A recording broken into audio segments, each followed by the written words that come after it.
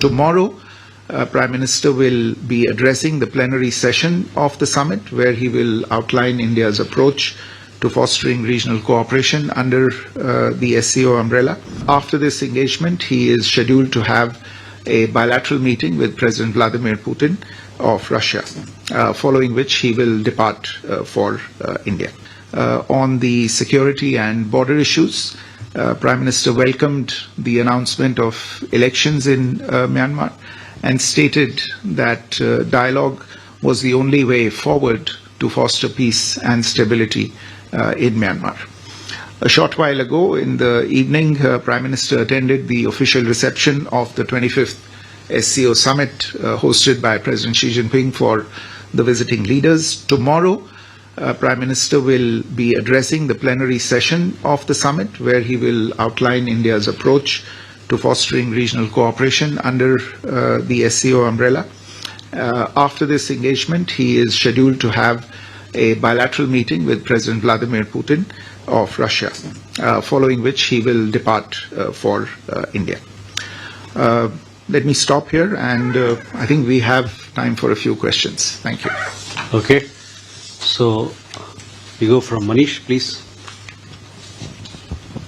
Foreign Secretary Manish Chand, India Rights Network. My question is about, the ballooning trade deficit, which is close to $100 billion. You spoke about having a balanced economic relationship. What concrete measures, steps were unveiled? Was there any pledge by the Chinese side to step up investment in India?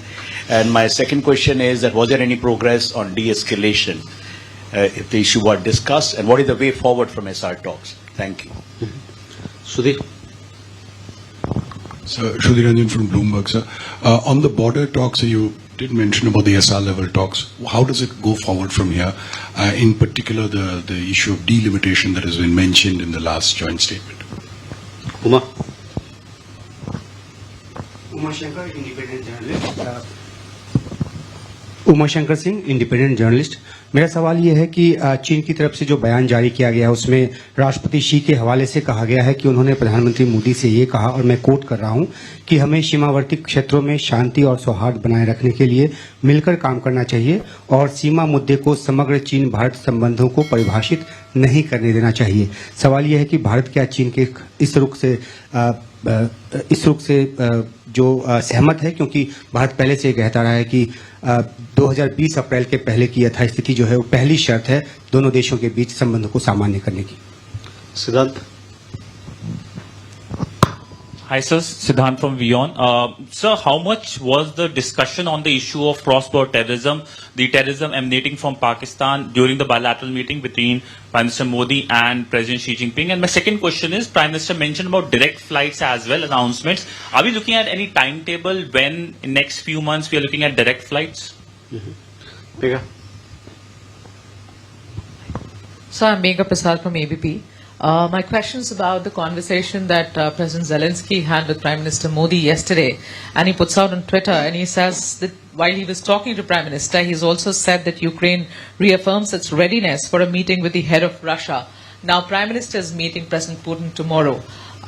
Is there some sort of an expectation from Ukraine that India would mediate? If yes, what's the stand that India would take in this situation? So we can take these questions first.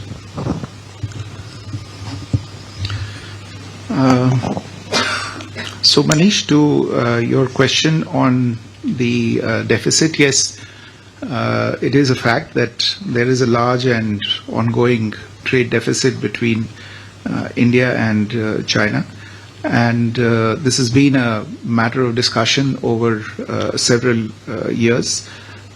In the current context as well, in fact, this is a discussion that started even when Foreign Minister Wang Yi was in Delhi and meeting with External Affairs Minister Dr. Jaishankar. The issue was raised there as well by us. I would go back to the point that I mentioned in my briefing, which was essentially what the Prime Minister shared with President Xi Jinping today, that it is important also to look at the issue of trade and trade deficit from the broad strategic direction and engagement between the two countries.